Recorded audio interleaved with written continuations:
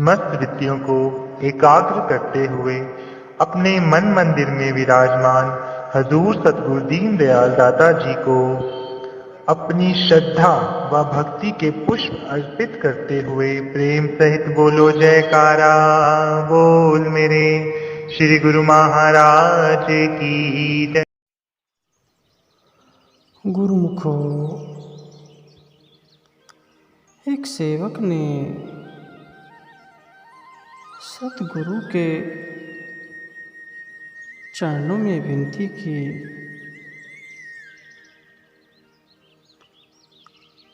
अब मेरा कारोबार मेरे पुत्र संभालते हैं। श्री गुरु महाराज जी ने फरमाया, अब तुम अपने काम में जुट जाओ। अपना काम क्या है? राम सुमिर यही तेरे काज हैं, अर्थात नाम के अभ्यास में लग जाओ। एक व्यक्ति पहाड़ पर चढ़ते हुए ठोकर खाकर गिर पड़ा, हड्डी टूट गई। कई वर्षों के पश्चात ठीक हुआ। गिरा तो सेकंड में था, परंतु ठीक कई वर्षों में हुआ। इसी प्रकार सुरती की चढ़ाई पहाड़ की चढ़ाई से भी कठिन है। तनिक बुराई की ओर फिसल गई तो पुनः उसी स्थान पर लौटने में अत्यधिक समय लग जाएगा। इसलिए सेवक को हर समय बुरी संगत से बचना चाहिए। कहावत है कि जैसा अन्न वैसा मन। शरीर नाम की कमाई करने के लिए मिला है, इसलिए साधारण सात्विक और कम भोजन खाना चाहिए। जो मन को शुद्ध करेगा तथा शुद्ध मन में सुमिरन होगा।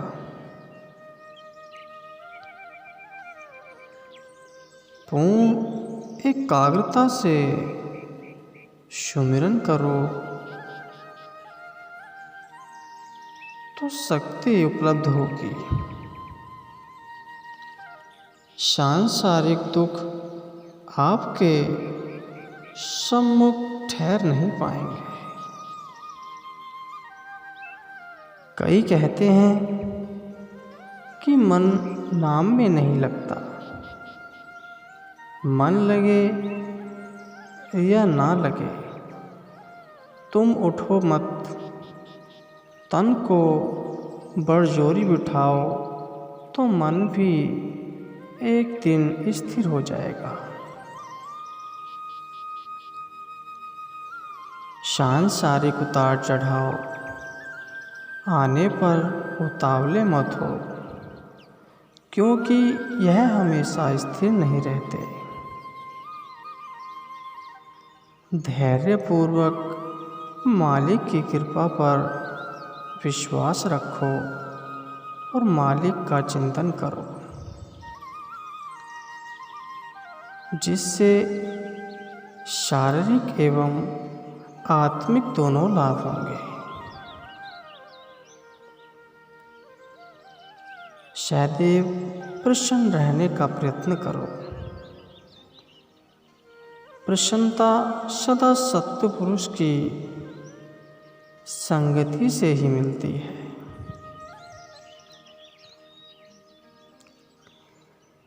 यदि मन में क्रोध आए तो सतगुरु के शब्द द्वारा इस पर नियंत्रण करो।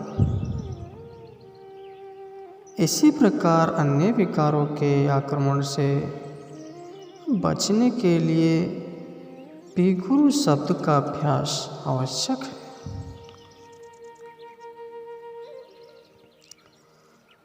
बुरी नज़र से किसी को मत देखो और न ही किसी से कठोर वचन बोलो। जैसे स्वास्थ्य के लिए शरीर, वस्त्र, मकान इत्यादि की स्वच्छता आवश्यक है, उसी प्रकार आत्मिक उन्नति के लिए मन की शुद्धि भी आवश्यक है। दुख में और सुख में यही कहो कि तेरा भाड़ा मीठा लागे। आराम मलब न बनो, आराम तलब न बनो। सदैव एक से दिन नहीं रहते। बड़े बड़े पहुँचे हुए भी कष्ट के दिन आ जाते हैं। यदि गर्मी सर्दी दुख सुख सहन करने का स्वभाव बन जाएगा तो कठिनाइयाँ न होंगी। शरण पड़े की लाज प्रभु रखते आए हैं। तुम भी पूर्णतः मन से चिंता और चतुराई त्याग उनकी समर्थता में विश्वास रखो। आप अभाव त्यागो तो निरंतर हो जाओगे।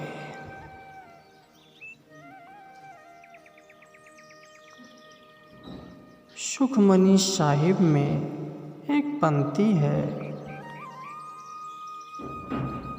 गल पाथर कैसे तरे अथा, अर्थात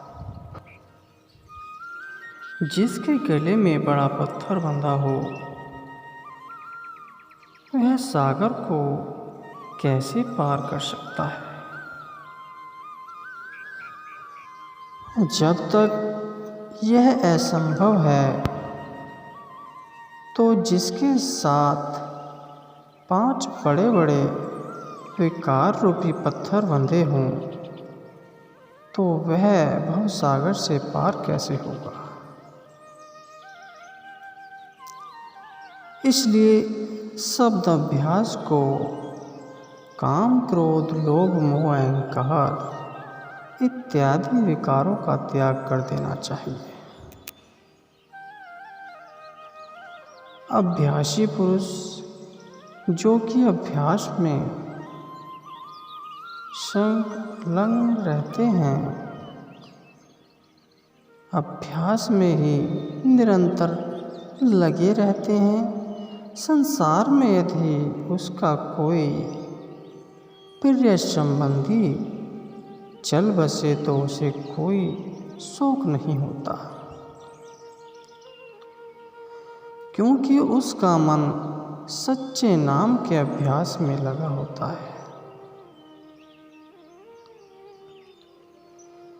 युवावस्था में ही अच्छी संगति करने वाला वृद्धावस्था में परेशान नहीं होता।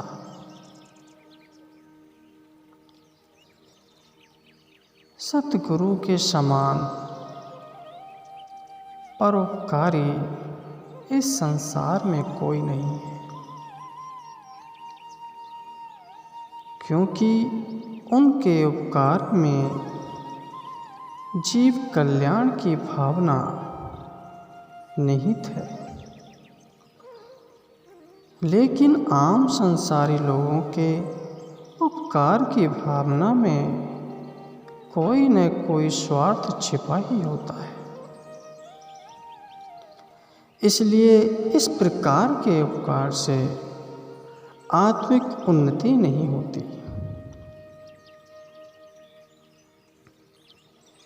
जीव अपनी सामर्थ्य को भूलकर दीन दुखी होकर गुलामों जैसा पराधीन जीवन व्यतीत करता है।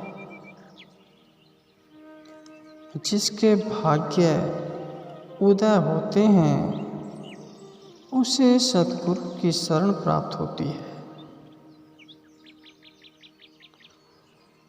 सद्गुरु उसे उसकी महान शक्ति का बोध कराते हैं और शब्द रूपी डोर प्रदान कर उसे सच खंड में ले जाते हैं। जन्म जन्म के बिछड़े हुओं को परम पिता से मिलाकर गुलाम से मालिक बना देते हैं। धन्य है सद्गुरु। हे सत्संगी, देखा देखी अपनी मांगे न बढ़ा। तुम्हें भजन में उन्नति करने की अभिलाषा है तो सांसारिक पदार्थ बढ़ाने वालों से रीझ न करो।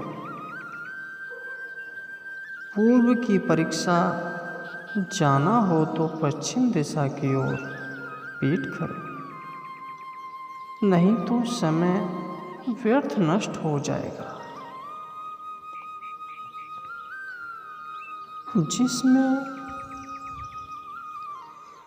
जिसमें इच्छा नहीं है वह साहों का साहा है। बाहरी परिस्थितियां उसकी चाहे कैसी भी हों, इच्छाओं वाला भूखा और दुखी है। चाहे उसके पास लाखों करोड़ों, चाहे कितना मूल्य दो, जीवन का एक श्वास भी नहीं बढ़ सकता। ऐसे अमूल्य श्वासों की कदर करो और उन्हें गुरु शब्द में लगाकर सफल करो। शारीरिक वस्तुओं में से कोई भी वस्तु परलोक में साथ न देगी। उसके लिए पाप न करो, नहीं तो हिसाब किताब देते समय पश्चाताप करना पड़ेगा। यदि सच्चे नाम की अभिलाषा है तो काम का त्याग करो। जैसे दिन और रात इकट्ठे नहीं रह सकते, वैसे ही नाम और काम दिल में एक साथ नहीं रह सकते। यदि तुम में यह इच्छा है कि सांसारिक रूप रंग मुझे आकृष्ट ना करे, तो सतगुरु के सुंदर स्वरूप से इतना प्रेम या प्रीति बढ़ाओ जितनी मछली की जल से।